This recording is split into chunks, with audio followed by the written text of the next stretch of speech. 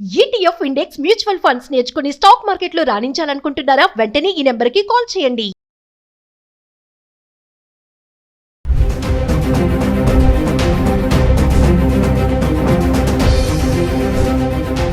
నమస్తే, welcome back to Suman TV.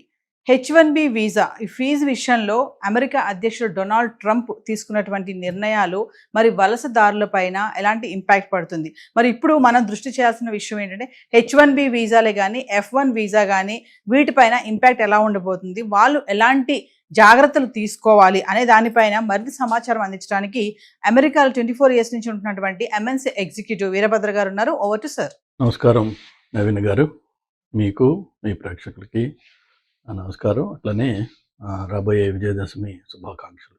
So ఈ రోజున మనము పోయినసారి మాట్లాడుకున్న టాపిక్కి కంటిన్యూషన్లో ఏంటంటే కొత్త లా వచ్చింది ఆల్రెడీ కాంగ్రెస్ హౌస్లో పాస్ అయిపోయింది. అది త్వరలో అది లాగా తయారవుతుంది. దానివల్ల వచ్చే కష్ట నష్టాలు ఏంటనేది మనం లాస్ట్ వీడియోలో మాట్లాడాము. కానీ దానికంటే కూడా మరింత క్లిష్టతరమైన కష్టతరమైన పనులు త్వరలో రాబోతున్నాయి. అవి కూడా మనం తెలుసుకున్నట్టయితే ఎవరెవరైతే సర్దుకోవాలో వాళ్ళు సర్దుకోవచ్చు. ఇప్పుడు ఏంటంటే పాలంటీర్ అనే ఒక కంపెనీ ఉంది. పాలంటీర్ వాళ్ళకి మల్టిపుల్ ప్రోడక్ట్స్ ఉన్నాయి.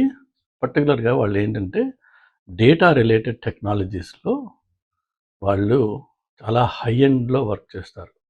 ఇనిషియల్గా అనలిటిక్స్ ఉండేది, తర్వాత ఏఐఎంఎల్ యాడ్ చేశారు. అట్లనే ఒరిజినల్గా వాళ్ళు ఫామ్ చేసినప్పుడు ఇనిషియల్గా వాళ్ళు మెయిన్లీ డిపార్ట్మెంట్ ఆఫ్ డిఫెన్స్ తోటి వర్క్ చేసేవాళ్ళు. బికాస్ ఇక్కడ డిఫెన్స్ కాంట్రాక్ట్స్ చాలా పెద్దగా ఉంటాయి. కొత్త కంపెనీకి ఒక కాంట్రాక్ట్ మంచిది దొరికిందంటే చాలు, వాళ్ళు 10 మందితో చేయాల్సిన అవసరం లేదు వాళ్ళకి.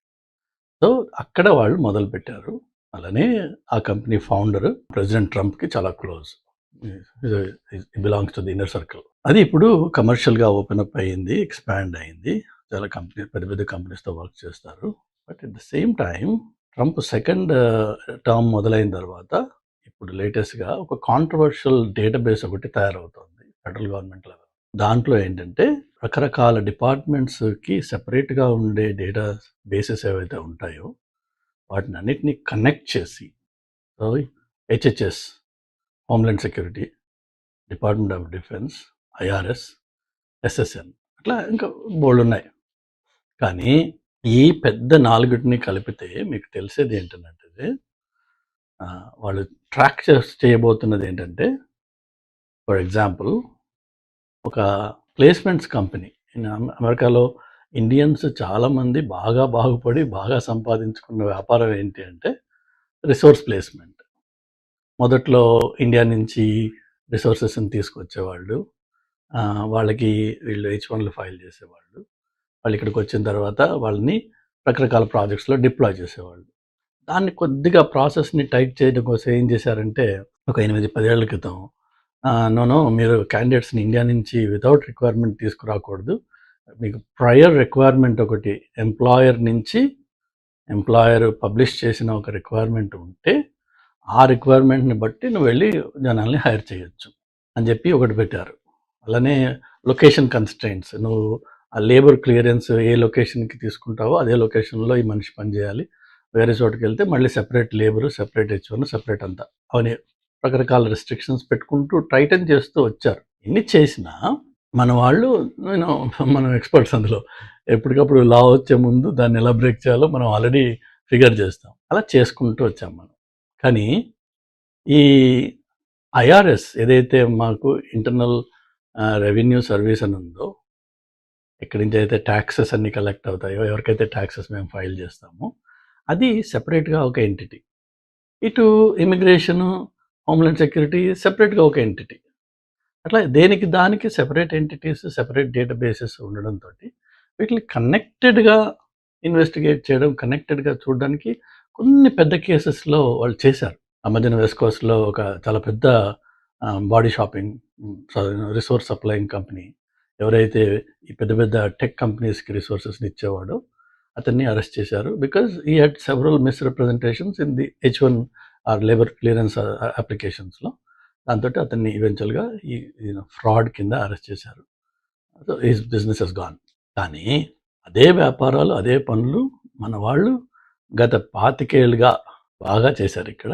అందులో కొంతమంది బాగా సంపాదించారు. అంటే ఏంటంటే లేబర్ క్లియరెన్స్ అప్లికేషన్‌లో ఫైల్ చేసేటప్పుడు ఏదైతే మనం సాలరీ ఇస్తాను పలానా ఈ రిసోర్స్, ఈ క్వాలిఫికేషన్స్ ఇతన్ని నేను తీసుకురాబోతున్నా. ఇతనికి ఫర్ ఎగ్జాంపుల్ $1,00,000 జీతం ఇస్తాను నేను అని లేబర్ క్లియరెన్స్ అప్లై చేసి తీసుకొస్తారు. ఈ $1,00,000 ఉండాలంటే ఈ స్థాయిలో చదువుకున్నవాడు, ఈ స్థాయిలో ఎక్స్పీరియన్స్ ఉన్నవాడు, ఈ స్కిల్స్ ఉన్నవాడు నాకు కావాలి. అలాంటి వాడు అమెరికాలో దొరకడు. కాబట్టి నేను వాడిని బయట నుంచి తీసుకొస్తున్నా అని వీళ్ళు డిక్లరేషన్ ఇచ్చి ప్రాసెస్లోకి వెళ్ళి మొత్తానికి ఒక పర్సన్ని తీసుకొస్తారు. ఇక్కడ ఒక కథ ఎండ్ అయిపోయింది. అది ఆ డిపార్ట్మెంట్ వేరే. దాని తర్వాత డిపార్ట్మెంట్ ఏంటి? ఐఆర్ఎస్. అదెందుకు ఇక్కడ ఇప్పుడు ఇంపార్టెంట్ అంటే నువ్వు ఇస్తానన్నది ఎంత, ఇచ్చింది ఎంత, ఈ రెండింటి మధ్యలో ఇన్నాళ్ళు కనెక్షన్ లేదు. అంటే $1,00,000 జీతం ఇస్తానని చెప్పి ఒక మనిషిని తీసుకొస్తే వాడికి నువ్వు $1,00,000 పేరోల్లో నడిపావా లేదా, లేక వాడిని తీసుకొచ్చిన తర్వాత ఆబ్వియస్లీ ఆ వచ్చిన ఇమ్మిగ్రెంట్ ఎవరైతే ఉంటాడో is completely totally dependent on this guy who's bringing them. So వాడిని తీసుకొచ్చిన తర్వాత ఆ కాగితం మీద ఏముందో మర్చిపో, ఇదిగో నీకు 60,000 ఇస్తాను, నేను 65,000 ఇస్తాను, ఎక్కువ మాట్లాడామంటే ఇండియా పంపించేస్తాను, అక్కర్లేదు నువ్వు అని అంటే వాడు చేయగలిగిన దిక్కు దివాణం లేదు వాళ్ళకి. అలా చాలామంది చేశారు, అలా నడిచినాయి వ్యాపారాలు. కానీ ఈ రెండు డేటాబేసెస్లో కనెక్షన్ లేకపోయేటప్పటికి ఈ దందా బయట రాలేదు నాడు. ఇప్పుడు లేటెస్ట్గా తయారు చేస్తున్న డేటాబేస్లో ఫోకస్ ఏంటంటే ఈ దందాని ఎక్స్పోజ్ చేసి దీన్ని ఆబ్వియస్లీ ఫ్రాడ్ అది. ఎందుకంటే నువ్వు గవర్నమెంట్కి ఏం ఫైల్ చేసావు, 1,00,000 ఇస్తానని యాక్చువల్గా మనిషికి 60,000 ఇస్తున్నావు, 65 ఇస్తున్నావు, 70 ఇస్తున్నావు, whatever it is. If it is not 100K, then you have fraudulently applied for and gotten the visa approval. That counts as a fraud. Fraud means automatically jail time, automatically penalties, and automatically seizing the business. అలా రాబోతోంది. ఒకటి అదెత్తు.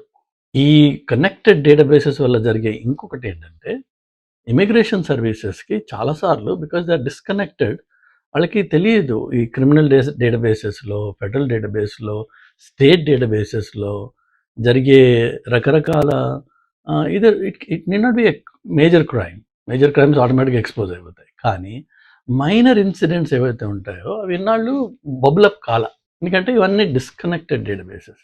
In fact నేను ఇక్కడ కొత్తలో వచ్చినప్పుడు చాలామందికి రెండు social security numbers ఉండగా చూశాను. ఎందుకంటే వాడు ఒక స్టేట్లో స్టార్ట్ చేసి, ఇప్పుడు నేను ఫస్ట్ అమెరికాకు వచ్చినప్పుడు 2000లో నా సోషల్ సెక్యూరిటీ నెంబర్ అప్లై చేసింది పిట్స్బర్గ్లో, పెన్సిల్వేనియా.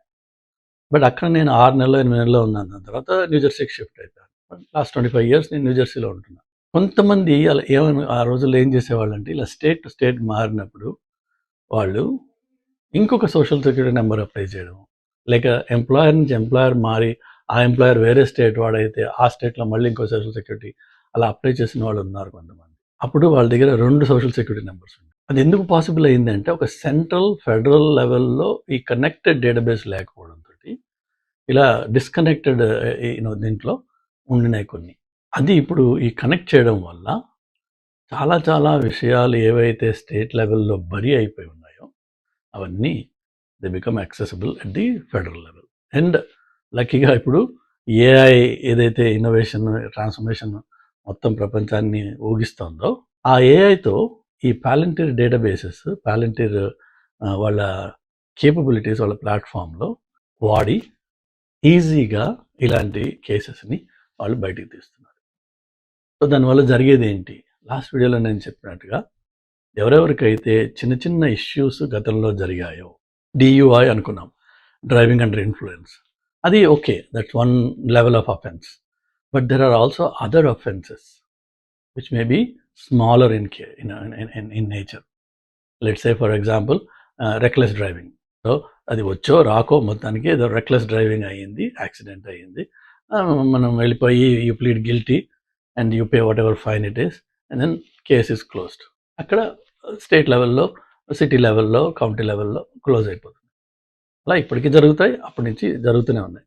కానీ ఇప్పుడు ఈ ఫెడరల్ లెవెల్లో ఒక కనెక్టెడ్ ఈకో సిస్టమ్ వచ్చేటప్పటికి ఏమవుతుంది అంటే ప్రతి మనిషికి, పర్టికులర్లీ నాన్ సిటిజన్స్ అంటే పర్మనెంట్ రెసిడెన్స్ మీద ఉన్నవాళ్ళు, గ్రీన్ కార్డ్ మీద ఉన్నవాళ్ళు, అలానే మిగిలిన అన్ని రకాల వీసాలు ఏదైనా సరే, it doesn't matter what visa, అన్ని రకాల వీసాల వాళ్ళు, వీళ్ళందరినీ they are called non citizens. వీళ్ళకి స్టేట్ లెవెల్లో కానీ ఫెడరల్ లెవెల్లో కానీ ఏ మాత్రం ఇలాంటి విషయాలు ఉన్నా అది చిన్న మైనర్ ఇన్ఫ్రాక్షన్ అయి ఉండొచ్చు, కానీ they going to take that up and make the person ineligible for any extension or renewal of that status. అంటే ఆ 3 ఏళ్ల పాటు H1 ఉండి ఒకవేళ ఎవరైనా ఇక్కడ ఉన్నారనుకోండి, H1 ఉన్న రోజులు ఇక్కడ ఉంటారు, కానీ ఎప్పుడైతే H1 రెన్యువల్కి వెళ్తారో ఇది ఫ్లాగ్ అవుతుంది, because now they are all connected. ఆ ఫ్లాగ్ అవ్వగానే they say you are not eligible, decline. If you're already in the US you have to leave. అలానే ఇలాంటి చిన్న చిన్న ఇన్ఫ్రాక్షన్స్ ఉన్నా కూడా వాళ్ళు గ్రీన్ కార్డ్ నుంచి సిటిజన్షిప్కి అప్లై చేయడానికి దే ఆర్ నాట్ ఎలిజిబుల్. వాళ్ళు ఉండొచ్చేమో ఇక్కడ, ఎందుకంటే వాళ్ళకి రెన్యువల్స్ అనేది లేదు. గ్రీన్ కార్డ్ కూడా రెన్యువల్ ఉంది, మళ్ళీ రెన్యూ చేసుకోవాలి, కానీ దానికి డ్యూరేషన్ కొంచెం ఎక్స్ట్రా లెంగ్త్ ఉంటుంది. బట్ వాళ్ళకి సిటిజన్షిప్ అప్లై చేసే ఎలిజిబిలిటీ తీసేస్తున్నారు. ఇవి రెండు కాకుండా ఇంకొక విషయం నేను చెప్పాలనుకున్నది ఏంటంటే, గ్రీన్ కార్డ్ హోల్డర్స్ ఎవరైతే అమెరికాలో ఉన్నారో, ఇంతకుముందు ఏదో వీడియోలో చాలా రోజుల క్రితం నేను చెప్పాను, ఇక్కడ చాలామంది వాళ్ళ పేరెంట్స్కి, ఎందుకంటే ఓన్లీ బ్లడ్ రిలేషన్కి మాత్రమే మనము స్పాన్సర్ చేయొచ్చు. ఇప్పుడు నేను సిటిజన్ అనుకోండి, మా అన్న తమ్ములకి, మా అక్క చెల్లెలకి, నేను మా అమ్మ నాన్నకి, వాళ్ళకి నేను గ్రీన్ కార్డ్ స్పాన్సర్ చేయొచ్చు. అది ఒకప్పుడు 10 ఏళ్ళు, 12 ఏళ్ళు, 13 ఏళ్ళు అలా వెయిట్ పీరియడ్ ఉంటుంది, కానీ దానివల్ల బాగుపడ్డ ఫ్యామిలీస్ చాలా ఉన్నాయి. కానీ అలా కాకుండా ఉత్తనే గ్రీన్ కార్డ్ చేయొచ్చు కదా, చేసి పారేద్దాం, ఒక అప్లికేషన్ వేద్దాం, ఇప్పుడు అదే 10 ఏళ్ళకి వస్తుంది. వచ్చిన తర్వాత ఏమవుతుంది, ఆ గ్రీన్ కార్డ్ తోటి సరదాగా ట్రావెల్ చేస్తుంటారు బ్యాక్ అండ్ ఫోర్త్. వాళ్ళకి మళ్ళీ ఈ B1, B2లు ఇన్విటేషన్లు అవి అక్కర్లేదు అనమాట. Come here like permanent resident. 6 months 1 year ఉంటారు, మళ్ళీ వెళ్ళిపోతారు, మళ్ళీ 6 months 1 year తర్వాత మళ్ళీ వస్తారు వెనక్కి. అట్లా కొంతమంది పర్టికులర్లీ నార్త్ ఇండియాలో ఉన్న కొన్ని కమ్యూనిటీస్ దాన్ని బాగా వాడుకున్నారు.